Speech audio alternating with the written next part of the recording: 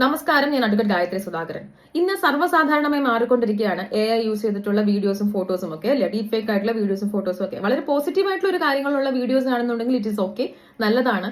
Artificial intelligence use ചെയ്തിട്ടുള്ള അതിനെ വളരെ പോസിറ്റീവ് ആയിട്ടുള്ള കാര്യങ്ങൾ, അതായത് നമുക്ക് AI യൂസ് ചെയ്ത് അതൊരു നല്ല എഡിറ്റിംഗ് ടൂൾ ആയിട്ട് യൂസ് ചെയ്തുകൊണ്ടുള്ള കാര്യങ്ങളാണെന്നുണ്ടെങ്കിൽ ഇറ്റ് ഈസ് ഓക്കെ. പക്ഷേ നമ്മുടെ ഒരു സാധാരണ ഫോട്ടോ യൂസ് ചെയ്തുകൊണ്ട് അത് പലരും പലയിടത്തിരുന്നും ദുരുപയോഗപ്പെടുത്തി പല അശ്ലീല സൈറ്റുകളിലും അതൊക്കെ പോസ്റ്റ് ചെയ്യപ്പെടുന്നു എന്നുള്ളൊരു കാര്യം മനസ്സിലാക്കുമ്പോൾ ഇതിന്റെ നെഗറ്റീവ് വശം കൂടി നമ്മൾ വളരെ ജാഗരൂകമായി ശ്രദ്ധിക്കേണ്ടിയിരിക്കുന്നു. അങ്ങനെ ഒരു ഫോട്ടോ അല്ലെങ്കിൽ വീഡിയോ, ഡീപ് ഫേക്ക് ആയിട്ടുള്ള ഒരു AI വീഡിയോ നമ്മുടെ പബ്ലിക്കായി അല്ലെങ്കിൽ അത് പബ്ലിഷ് ചെയ്തുകൊണ്ടിരിക്കുക അല്ലെങ്കിൽ സ്പ്രെഡ് ചെയ്തുകൊണ്ടിരിക്കുകയാണെങ്കിൽ നമ്മൾ എന്ത് ചെയ്യാൻ പറ്റും? നമ്മൾ ചെയ്യേണ്ട ഏക പോംവഴി എന്ന് പറയുന്നത് കംപ്ലൈന്റ് ചെയ്യാം. പെട്ടെന്ന് തന്നെ നാഷണൽ ക്രൈം റെക്കോർഡ് രജിസ്റ്റർ പോർട്ടലുണ്ട്, cybercrime.gov.in എന്ന് പറയുന്ന ആ പോർട്ടലിൽ നമ്മൾ ഓൺലൈനായിട്ട് തന്നെ കംപ്ലൈന്റ് രജിസ്റ്റർ ചെയ്യാം. നമ്മൾ കാണുന്ന നിമിഷം അല്ലെങ്കിൽ നമുക്കൊരു ഇൻഫർമേഷൻ കിട്ടുന്ന നിമിഷം തന്നെ നമ്മൾ ആ കംപ്ലൈന്റ് രജിസ്റ്റർ ചെയ്യാം. അതല്ലെന്നുണ്ടെങ്കിൽ നമ്മൾ അടുത്തുള്ള സൈബർ പോലീസ് സ്റ്റേഷനെ സമീപിച്ച് കംപ്ലൈന്റ് രജിസ്റ്റർ ചെയ്യാം. അതല്ലെങ്കിൽ നമ്മുടെ നിയറസ്റ്റ് പോലീസ് സ്റ്റേഷൻ, അത് ഇന്ത്യയിൽ എവിടെയും ആയിക്കോട്ടെ, നിയറസ്റ്റ് പോലീസ് സ്റ്റേഷനെ സമീപിച്ച് നമ്മൾ കംപ്ലൈന്റ് രജിസ്റ്റർ ചെയ്യാം. 0 FIR ഇടാൻ സാധിക്കുന്നതാണ്. 0 FIR എന്താണെന്ന് ഞാൻ നേരത്തെ ഒരു വീഡിയോയിൽ പറഞ്ഞിട്ടുണ്ട്. സോ അങ്ങനെ നമുക്ക് ഈ ഓൺലൈനായിട്ട് എന്ത് തരത്തിലുള്ള ബുദ്ധിമുട്ടുണ്ടെങ്കിലും നമുക്ക് കംപ്ലൈന്റ് രജിസ്റ്റർ ചെയ്യാവുന്നതാണ്. ഇങ്ങനെ AI യൂസ് ചെയ്തിട്ടുള്ള കാര്യങ്ങളും എന്ത് തന്നെയാണെങ്കിലും നമുക്ക് അങ്ങനെ കംപ്ലൈന്റ് രജിസ്റ്റർ ചെയ്യാവുന്നതാണ്. ഇനി കംപ്ലൈന്റ് രജിസ്റ്റർ ചെയ്യുമ്പോൾ നമ്മൾ പെട്ടെന്ന് തന്നെ നമ്മുടെ കയ്യിൽ കരുതേണ്ട ഒരു കാര്യം നമ്മുടെ ID പ്രൂഫ്.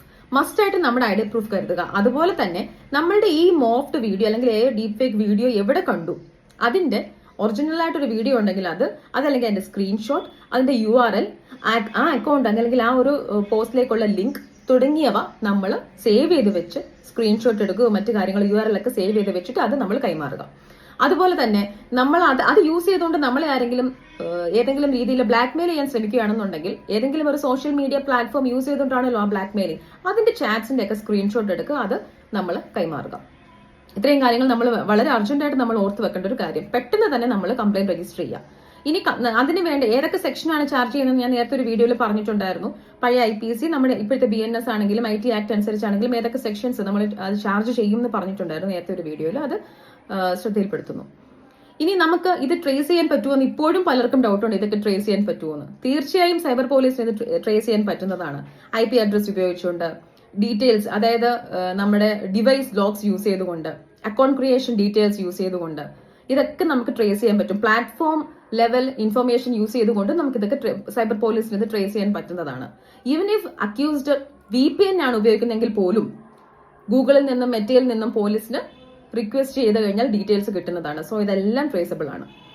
നമ്മൾ പരാതി കൊടുക്കാത്തത് കൊണ്ട് മാത്രമാണ് ഇതിങ്ങനെ സ്ഥിരമായിട്ട് വളരെ ഫാസ്റ്റ് ആയിട്ട് ഫോർവേഡ് ചെയ്ത് പോയിക്കൊണ്ടിരിക്കുന്നത്. നമ്മൾ പരാതി കൊടുക്കുകയാണെന്നുണ്ടെങ്കിൽ പെട്ടെന്ന് തന്നെ അത് നീക്കം ചെയ്യുവാനും ആളെ പിടികൂടുവാനും അവർക്ക് പണിഷ്മെന്റ് കൊടുക്കുവാനും ഒക്കെ എത്രയും പെട്ടെന്ന് പരാതി കൊടുക്കുന്നു അത്രയും പെട്ടെന്ന് അവരല്ലെങ്കിൽ എവിഡൻസ് നശിപ്പിക്കുകയും മറ്റു കാര്യങ്ങളും ചെയ്യും. നമുക്ക് ആളുകളെ പിടികൂടാനും വിക്ടിമിനെ രക്ഷപ്പെടുത്തി എടുക്കുവാനും വേണ്ട കാര്യങ്ങളൊക്കെ പോലീസിന് ചെയ്യാൻ പറ്റും. അതുപോലെ തന്നെ നമുക്ക് പെട്ടെന്ന് ഇത് ഒറ്റയ്ക്ക് ഇത് കൈകാര്യം ചെയ്യാൻ പറ്റുന്നില്ല എന്നുണ്ടെങ്കിൽ തീർച്ചയായിട്ടും നിയമം അറിയാവുന്ന ഒരാളുടെ സഹായം തേടുക. ഒരു ലോയറിന് നിങ്ങളെ തീർച്ചയായിട്ടും സഹായിക്കാൻ സാധിക്കും. ഇനി പോലീസിൽ നിന്ന് നീതി ലഭിക്കുന്നില്ലെങ്കിൽ താഴെ സ്റ്റേഷൻ ഹൗസ് ഓഫീസിൽ നിന്ന് നീതി ലഭിക്കുന്നില്ലെങ്കിൽ മുകളിലേക്ക് പോകാം, SP-യിലേക്ക് പോകാം. അതുപോലെ തന്നെ മജിസ്ട്രേറ്റിന് മുമ്പിൽ നമുക്ക് കംപ്ലൈന്റ് കൊടുക്കാം. റിട്ട് ജൂറിസ്ഡിക്ഷൻ യൂസ് ചെയ്തുകൊണ്ട് ഹൈക്കോടതിയിൽ കംപ്ലൈന്റ് കൊടുക്കാം. അപ്പോൾ നിങ്ങളെ സഹായിക്കുവാനായിട്ട് നിയമം അറിയാവുന്ന ഒരു പ്രാക്ടീസിംഗ് ലോയറിന്റെ സഹായം നിങ്ങൾ തീർച്ചയായും തേടിയിരിക്കുക. പെട്ടെന്ന് തന്നെ ഒരുപാട് സ്പ്രെഡ് ആവാതെ ഇത് നീക്കം ചെയ്യുവാനുള്ള ഓർഡേഴ്സ്, ഇൻജങ്ഷനും ഒക്കെ മേടിക്കാനായിട്ട് അദ്ദേഹം നിങ്ങളെ സഹായിക്കും. അതുപോലെ സിവിലായും ക്രിമിനലായുമുള്ള നിയമങ്ങൾ, ക്രിമിനലായുമുള്ള കാര്യങ്ങൾ നടത്തുവാനും നിങ്ങളുടെ ഡിഫാമേഷൻ കൊടുക്കുവാനും മറ്റു കാര്യങ്ങൾക്കുമെല്ലാം ഒരു ലോയർ നിങ്ങളെ ഹെൽപ്പ് ചെയ്യുന്നതാണ്. സോ ആദ്യം ചെയ്യേണ്ട ഒരു കാര്യം കംപ്ലൈന്റ് രജിസ്റ്റർ ചെയ്യാനുള്ളത് മാത്രമാണ്. ഇത് സ്പ്രെഡ് ചെയ്യാനും ഇതിന്റെ അക്യൂസ്ഡ് ആയിട്ടുള്ള പേഴ്സണെ പുറത്തു കൊണ്ടുവരാനും അവർക്ക് പണിഷ്മെന്റ് കൊടുക്കാനുമുള്ള ഏക കാര്യം. സോ ജാഗരൂകരായിരിക്കുക. എന്ന് വിചാരിച്ചിട്ട് നമുക്ക് സോഷ്യൽ മീഡിയയിൽ പോസ്റ്റ് ചെയ്യാൻ പറ്റാത്ത സിറ്റുവേഷൻ ഒന്നുമില്ല. പോസ്റ്റ് ചെയ്യുക. ഇങ്ങനെ ഒരു പ്രശ്നം വരുവാണെന്നുണ്ടെങ്കിൽ തീർച്ചയായും അങ്ങനെയുള്ളവരെ വെളിച്ചത്ത് കൊണ്ടുവരാൻ സഹായിക്കുക. Thank you.